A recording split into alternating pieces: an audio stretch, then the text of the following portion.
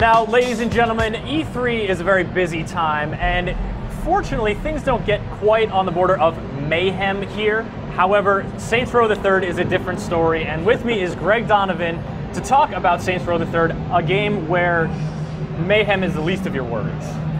That's right. It is definitely pushing the envelope here. Excellent, Greg. Now, Saints Row, third entry in the Saints Row series. Saints Row 2, obviously open world action game, lots of craziness going on. One of these games we used to gather around in the office and just see, you know, just start throwing people into the river or try to fly planes with no clothes on. Like silliness, just real open world playground kind of stuff. Is that what you're going for with Saints Row the third as well? Yes, and then some. I would say that I think Saints Row 2 solidified its identity of being over-the-top gameplay. Yeah. We wanted to take that theme and that vision and prescribe it to everything, the whole experience. So, and I don't mean to interrupt you now, but there's already mayhem going on right now. There's, you know, indiscriminate punching in the groin. One of the great things about the open world games is the sandbox gameplay, and our philosophy with the whole over the top is, you know, why let players just punch pedestrians when you can like take them down by flying takedowns and punching them in the nuts, and then strike a pose afterwards, which is really what makes it.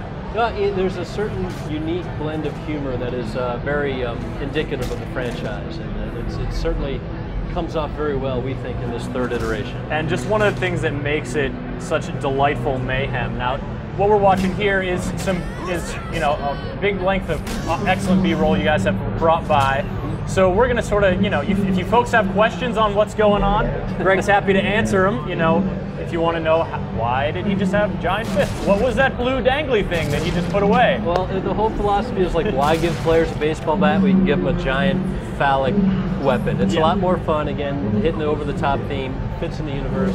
Some fun physics at play too. Well, coming up here, here's something great. We'd be like, this section of the city is owned by the Luchadors, one of three gangs of the antagonists in the game. Well, first we're actually going to, you know, meet with some of the citizens of Steelport. Just have a local dance-off. Yeah, we've got. Because you don't always want to punch someone until they explode. Sometimes you want to dance. Right, when they look like that. But you get a reward if you take these guys out. And then you could do it with an AK-47, but let's do it with calling in an airstrike. Who says close air support is just for military conflicts? It's like, we're giving players these types of weapons from the very beginning of the game. We think it fits. It's fun. So right out the gate, people aren't going to have to wait too long to start going crazy. Correct. I mean, it's like the start of Saints Row III. The Saints are at the top of their game. I mean, they're well-known celebrities. They've licensed out their image on lunchboxes, bobbleheads, tennis shoes, energy drinks. So they've got all this money and power. And contextually, for design, it makes sense that we can give players these airstrikes and fun weapons right from the get-go. Sandbox gameplay is more fun when you have fun toys to play in it. That's absolutely true. And when you can just pick up and get to that fun stuff, you don't have to wait a huge long time. Now, I presume there will be some kind of progress throughout. You will get access to different stuff or, you know, new areas. Talk to me about how the game changes as you play. Right. Okay. So the basic backstory is that there's this group called the Syndicate. The Syndicate is made up of three gangs. You know, they are a conglomeration of very powerful gangs. They ask the Saints to join them. The Saints say, "No way. We want to be by ourselves." That creates the initial conflict. They kidnap the Saints, who bust out of their private jet and land in their city. It's called Steelport. Saints Row III takes place in a completely new city called Steelport. And the main setup is like, okay, the Saints are lost in Steelport. They need to figure out who the Syndicate are and take them out and show the world that Steelport belongs to the Saints, not the Syndicate. And now while we're talking about Steelport, we actually have a question coming in from Edwin in Orlando, who wants to know about the relative size of Steelport versus Stillwater, the location for Saints Row 2. Yeah, I get a lot of questions about city size. It's always been interesting for me. We never set out and saying it needs to be X miles by X miles square. For us, with the new tech, it's been like, does the city feel right for the game? We didn't want to like create a city based on New York and retrofit gameplay in there. We had our level designers and our artists working together and make sure that the space that we created complemented the gameplay. So I honestly don't know how big it is. I will tell you that it's certainly big enough. You're going to see here, there's flying vehicles that can fly through it, and you're going to have more than enough area to explore. Excellent. Now, we've got one player playing right now in the B-roll, but one of the great things about Saints Row 2 was drop-in, drop-out cooperative play. Right. Is that making a comeback in the third? Absolutely. We think that model was, you know, press and players alike really liked it. Seamless drop-in, drop-out. Come in anytime you want. We're not messing with it. We're making sure that is definitely a standout feature in Saints Row the Third.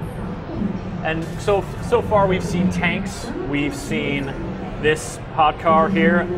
Luke from Wales wants to know if helicopters are back. We have helicopters. It's very fortuitous that this question came in here right now. What a timely question, Luke. If driving's not your thing, we got flying vehicles. This is a VTOL, vertical takeoff and landing, equipped with laser beams, heat-seeking missiles. The great thing is you can switch between hover and jet. Who wants a helicopter when you can have the Stag VTOL jet? But press of a button, you'll go right into jet mode here. This thing's incredibly fun to fly. And are we getting a glimpse now with these skyscrapers in the background of just how big Steelport is? Yeah, exactly. That gives you, that's a skyline. Those are the hero buildings. These are those really tall hero buildings. Each one is owned by a gang in the syndicate. You know, and what's great as far as customization goes, as you progress through the game, you'll be able to customize your own section of the city skyline, create your own stronghold, so you can create your own super skyscrapers at the edge of the island. Oh, excellent. Yep. And now, if you're creating your own skyscraper, do you have any artistic direction over those, perhaps to make them inspired by a favorite melee weapon? No. Well, I think certain age ratings groups would think we were pushing things a little too far there. So the important thing is like you're able to select the different sizes as well as we're combining function and form. So you'll get like a helicopter pad as part of your upgrade. You're laughing. And now we're getting a couple of questions about, you know, how many different kinds of vehicles are in there. And we've talked about a couple, but then to see these preposterous get-ups, I mean, it seems almost the question is, you know, hard to answer because what is this giant cannon on the back of this? This is Professor Genki's super ballistic manifold. You can suck up pedestrians and then shoot them out. And Professor Genki's a persona in the Steelport. In Steelport, he runs an underground activity called Professor Genki's Super Ethical Reality Climax Show. This is one of his vehicles. You can suck yourself up and shoot yourself out as well as your co-op partner. These are the type of like over-the-top weapons that we think are very unique, not only to other video games, but even Saints Row 1 and 2. Yeah, I can't say that a portable human catapult with a Cheshire Cat face is something I've seen before. You know, and that's a good thing. We're joined by Dan Hay, creative Absolutely, producer. lots of fun, and it looks like we've reached the end of the B-roll there with that sweet dance move. Is that the case, or is it? I believe so, yes. All right, well, Greg, Saints Row the Third now, we still got some time, so folks are asking questions. They're curious to know about, certainly there's plenty of ways for you to express yourself in Steelport and get up to all kinds of mischief. Give us an idea of some of the actual objectives you'll have to accomplish in your adventure. Okay, yeah, well, we're talking about critical path here, like the main narrative. Mm-hmm. When you find yourself in Steelport, you need to find out who the Syndicate is, and you come to discover that it's comprised of 3 main gangs, and so you basically have to go through and take out each of the gang leaders. And about midway through the game, the U.S. government's watching this initial conflict, and they say, this is crazy, this is ridiculous, and they create this group called STAG. STAG is the Special Tactical Anti-Gang Unit, and they send in this force whose task is to just wipe out not only the Saints, but also the Syndicate. So about midway through the game, it's like the whole world's set on fire, and you've got this additional antagonist. You got a whole new set of problems. Yeah, and you know, the STAG, you know, kind of near future government group, that gives you some interesting toys about midway through the game as well.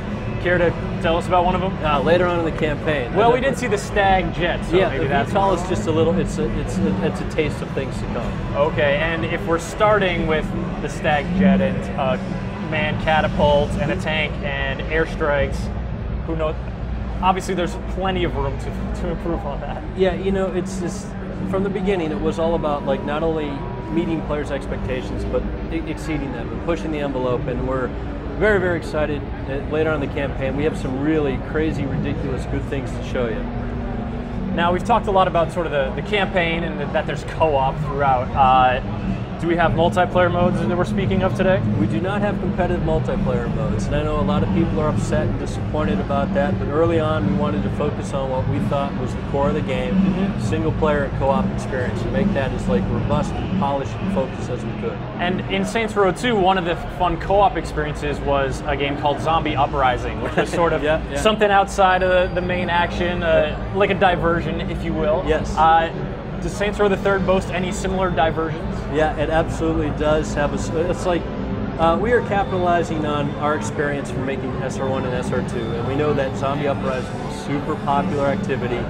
We are taking that and putting our own Saints Row the Third special spin on it, and I think players who like that activity are going to be blown away by what we've come up with. Zombies again, or something all new? Zombies and then some. And then some? Yeah. We're taking suggestions on what and then some could possibly be, because my mind just reels. Very cool, Greg. Now, is there any aspect of Saints Row that we haven't sort of touched on yet that you guys are showing off at the what's your presence here at E3 like? What are you guys doing? I've seen you have commandeered a parking lot across the the way. Right. And, you know, I haven't been over there yet. They're doing a contest called Rim Jobs, which is the name of the store where you customize your vehicles in game. And a lucky contest winner took his vehicle. I think it was a Honda Civic. I'm not sure. And they're gonna, it's like hit my ride. They're gonna trick it out. I don't know what they're gonna make it into. But, it's actually gonna be worth quite a bit more when they're done with it.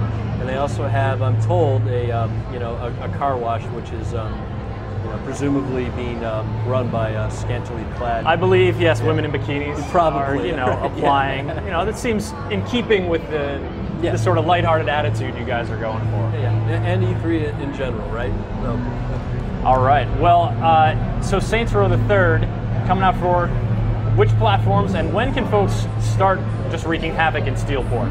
Saints Row the Third releases November 15th in North America, PS3, 360, and PC, and then in Europe, November 18th. Excellent, Greg. Thank you so much for coming on and showing that off. Thank you, Chris. A lot of fun, folks. I hope you enjoyed watching that as much as I did.